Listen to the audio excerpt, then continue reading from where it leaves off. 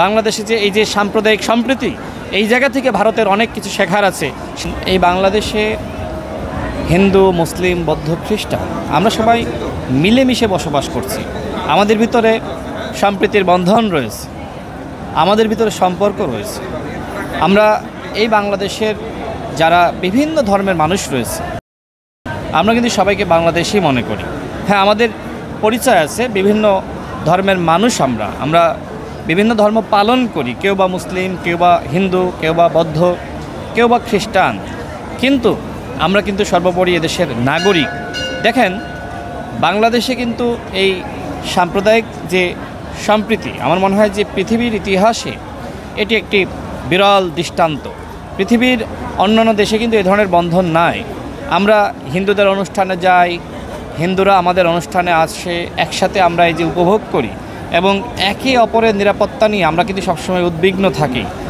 এই যে আমাদের হিন্দু ভাইয়েরা তাদের যে অনুষ্ঠান শারদীয় দুর্গাপূজা, বাংলাদেশে এখনও পর্যন্ত আমি শুনে নাই যে কোনো মন্দিরে হামলা চালানো হয়েছে। কিন্তু আমাদের প্রতিবেশী রাষ্ট্র ভারত, সেখানে দেখেন সেখানকার যারা সংখ্যালঘু মুসলমান রয়েছে তারা কিন্তু মসজিদে যাবে, নিরাপদে নামাজ পড়বে, সেই ব্যবস্থা পর্যন্ত কিন্তু রাখা হয়নি। কিন্তু এদেশের হিন্দু ভাইয়েরা বলেন বা অন্যান্য ধর্মের যারা রয়েছে তারা তাদের ধর্মীয় অনুষ্ঠান পালন করছে, দেশের মুসলমানরা সহযোগিতা করছে। এই যে দৃষ্টান্ত পৃথিবীর কোথায় আপনি পাবেন না। বাংলাদেশের মানুষের মধ্যে এই ধরনের মনুষ্যত্ব রয়েছে। আমি শুধুমাত্র মুসলমানদের কথা বলবো না, আমি হিন্দুদের কথাও বলবো। তারাও অত্যন্ত আন্তরিক।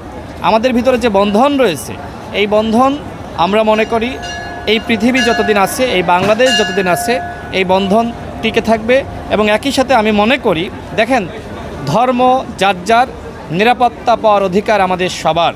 অর্থাৎ অন্তর্বর্তীকালীন সরকারকেও ধন্যবাদ জানাতে হয় যে আমাদের হিন্দু ভাইয়েরা তাদের যে ধর্মীয় অনুষ্ঠান তারা করছে, শারদীয় দুর্গা পূজা, এই পূজা যাতে তারা সঠিকভাবে সম্পূর্ণ করতে পারে, এই জন্য সরকারের পক্ষ থেকে কিন্তু সকল মন্দিরে আপনারা দেখবেন যে নিরাপত্তার ব্যবস্থা করা হয়েছে।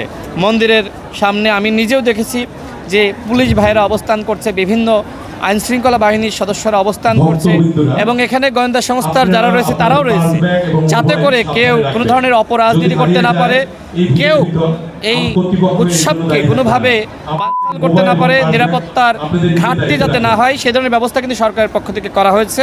তো আমি সর্বশেষ আবারও আমাদের হিন্দু ভাই এবং বোনদেরকে শারদীয় দুর্গাপূজার শুভেচ্ছা জানাই। তাদের এই উৎসব সফলভাবে সম্পন্ন হোক। আমরা হিন্দু, মুসলিম, বৌদ্ধ, খ্রিস্টান আমরা এই বাংলাদেশে মিলেমিশে বসবাস করছি। আমাদের প্রতিবেশী রাষ্ট্রে ভারতে আমরা দেখি যে ধর্মীয় দাঙ্গা বা সংঘাত, এই বাংলাদেশে কিন্তু এই ধরনের ধর্মীয় দাঙ্গা বা সংঘাত নাই।